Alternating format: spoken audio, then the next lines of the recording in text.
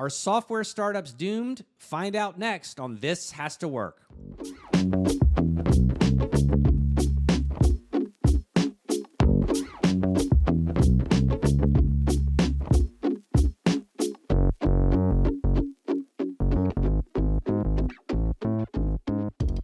Okay, Kelly, how screwed are SaaS startups?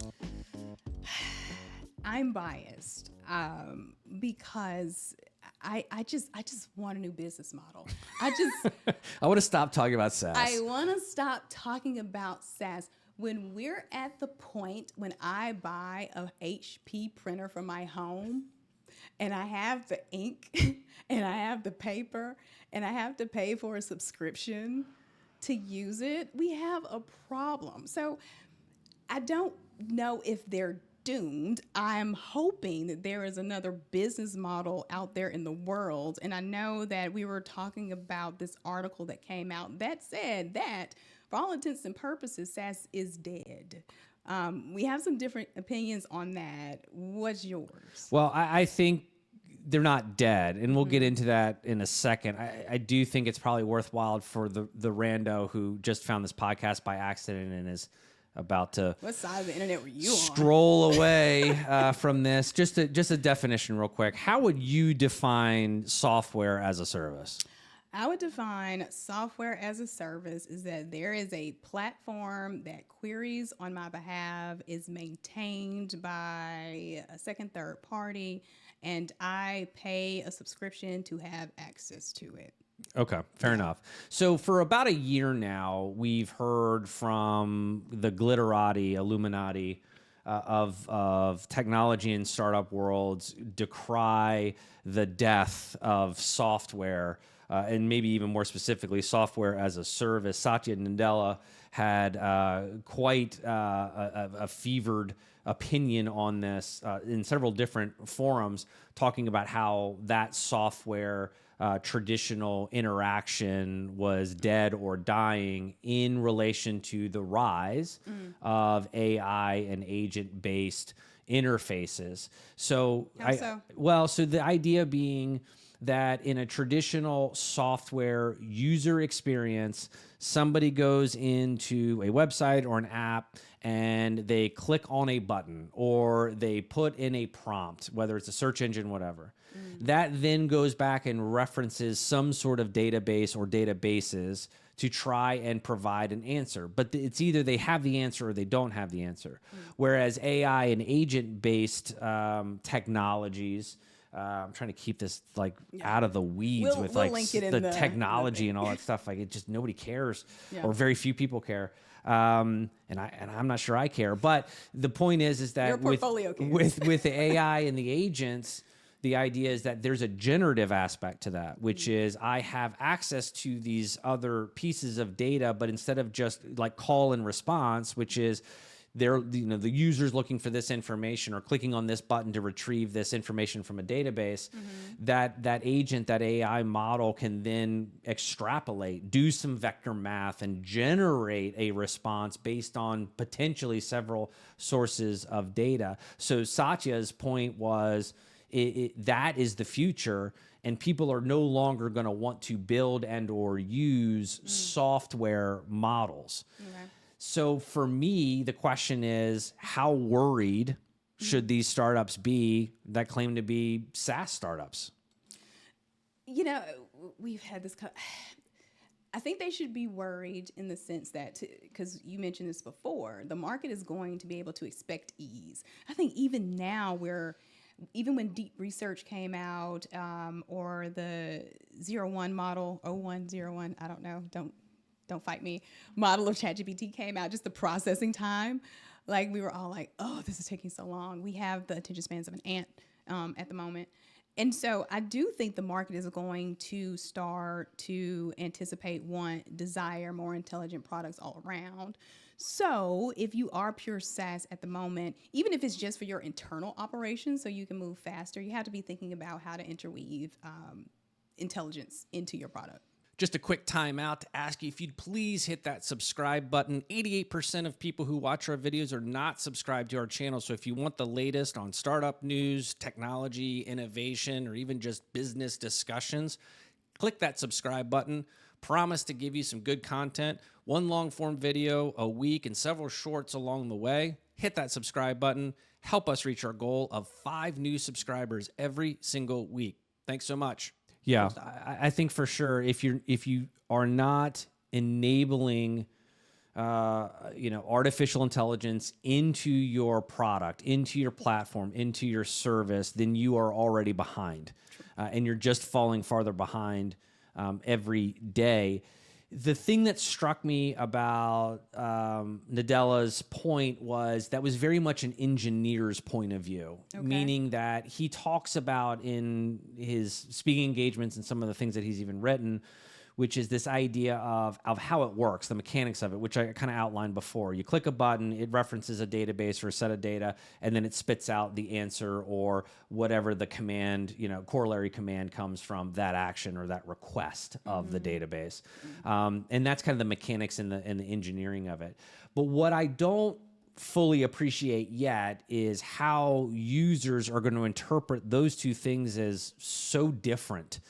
So in essence, if you go and you're an average user, you're not a techno nerd, you're not in the engineering space, and you go to ChatGPT and you put in a prompt in the form of a question or the form of a request, it's going to spit out an answer. And yes, that's going to be generative AI. But for the average user, what's the difference for them using ChatGPT or a Google search bar?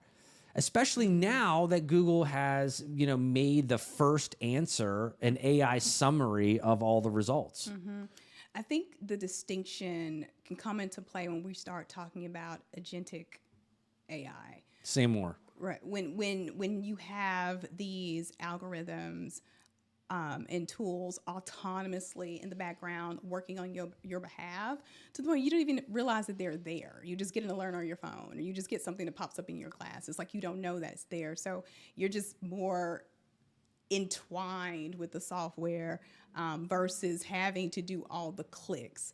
And so from a UI UX perspective, I wonder if it will change, and honestly how it will change us. But I think from an engineering perspective, that maybe what he's getting at is that the idea of having these things run in the background and there is no prompt in front of you anymore. Think about this. This is the dumbest that AI will ever be. Yeah. And so it's a bit, I don't know if we can even foresee what that will be like. I think we have a while to get there. But I wonder if that's where he was headed. If I thought about this from the user experience, though, it's ChatGPT or Claude or any of the prompted Gen AIs, the idea that this is just a really competent chatbot. Yeah. From a user's perspective, now, people in AI's head just exploded when I said that. Light me up in the comments.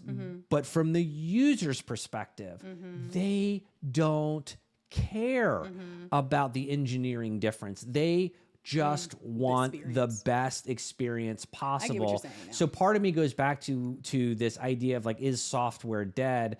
It sounds like almost a semantic argument to me. And then I almost go pretty quickly to who cares? And what I mean by who cares is what users care. And not just yes, there's going to be a segment of users that care how it works. I get that.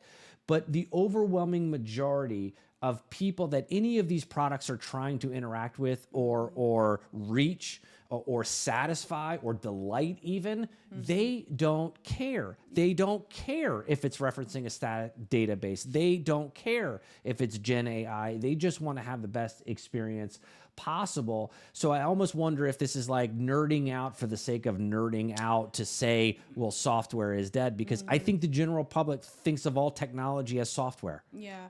You know what? Okay, I'm picking up what you're putting down, as my uncle used to say. I'm picking up what you're putting down now. So it sounds like what I'm hearing from you is just making this statement out into the ether. software is doomed. Okay. And right. But from the experience of a user, to your point, you just want the best experience possible with the least amount of friction possible. Yeah. So then my question becomes back to the companies, when we have these portfolios who are majority SaaS, just from a business perspective and a valuation perspective and a returns perspective, like, is there, as an investor, some existential palpitations in the industry about your heavy SaaS portfolios that you are later stage? That's a fair question, and we have seen it. It used to be that if you were a SaaS, software as a service company, you could routinely see, a 10-time multiple on your earnings when you went to go fundraise. It got super frothy at some points in certain, industries, like cybersecurity got really frothy for a while, and you might see 12x or even 15x on some of those things, and you aren't seeing that anymore. Now, maybe that's just investors' excuse to like get valuations back under control, post 2022. But you'll see it now maybe 7, 8 times. And I'm not talking about just, software as a service for HR or software as a service for design functions, which have always been a little bit lagging behind in valuations. I'm talking about fintech companies that are now only seeing 5, 6, 7 times multiples when they were seeing, potentially double that in the past. So no, there very much is evidence that it is being seen as less valuable from an expansion, from a growth, from a scalability standpoint. There's no question about that. So you do have to come back and say, all right, if that's the case, what should portfolio companies be thinking about? And I'll go back to the statement I made before, which is if you don't have some sort of AI enablement, if you don't have it integrated into your platform, if you don't have plans for making more and more and more of your platform AI capable or AI integrated, then yeah, I think you're going to fall behind and I think you're going to be in trouble. But yeah, I just go back to, don't lose sight of the user and the user experience. And if AI genuinely makes the user experience better, it makes your product better, it makes your users happier, they churn less, they stick more, they spend more money, they expand their contracts with you, by all means do that. But if you're just integrating AI because Satya Nadella tells you that software is dead, then you may be screwing yourself over because you're doing things that your users aren't asking for. Yeah. You mentioned back in the day, the olden days. The olden days. The olden days when SaaS was king and the multiples and the valuations. That's what we're seeing with AI now, right? And then you see these tools these companies getting crazy valuations, and essentially it's ChatGPT with a wrapper around it, like a UI UX wrapper around it.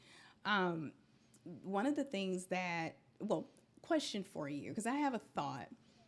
What do you think is going to be the outlook when it comes to product and SaaS, product and AI integration?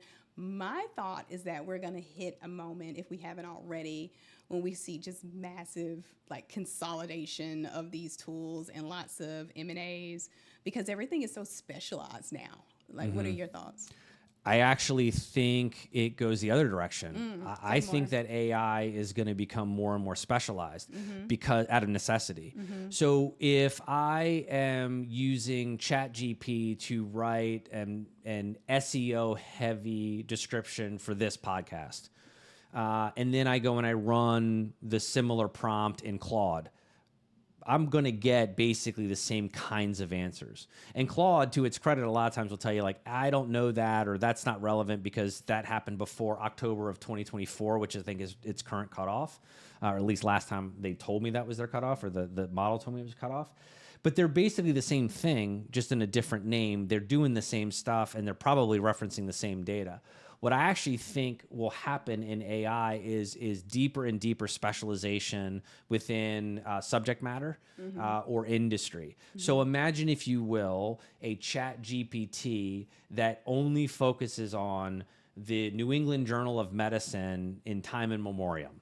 So if you're looking for some rare diagnosis or diagnosis for some rare symptoms, imagine you could go into a chat GPT like or an AI prompt like environment and say, here are the symptoms, and it kicks back something knowing that the data is coming from the most respected and the highest fidelity sources possible, as opposed to Chat GPT, which might be scraping somebody's Wikipedia page. Yeah. I actually think that's the direction that it goes in. And if you're working on that right now out there in the space, I would like 5% of the common equity for the idea, royalty free forever. But I want to get on that cap table. Kidding, kind of, but I do think that specialization is where it's going. And if we're going to be successful in that space, I think more and more of that will be the norm, not the exception. And see, to pull on that thread, that's where I think the consolidation is going to come in. Because, for instance, one brilliant company, Hippocratic AI, I follow them.